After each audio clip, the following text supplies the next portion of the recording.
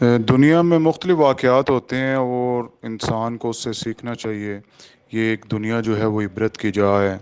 ये अब आप मुलाहिज़ा करें कि जनाब मुजीबुर रहमान के मुजस्मे को जो है वो तोड़ा जा रहा है और आवाम जो है वो बिखरी पड़ी है। तो हुक्मरानों को जो है वो इससे सबक ज़रूर हासिल करना चाहिए। यहाँ पे कुछ लोग कहते हैं कि जी यहाँ पे ऐसा नहीं होगा। तो मुझे भी जो है वो एक शख्स ने ये इसमें जो है वो देखें हसीना वाजिद की तस्वीर उतारी जा रही है। तो मुझे एक शख्स ने रात को सवाल किया कि पाकिस्तान में ऐसा क्यों नहीं होता।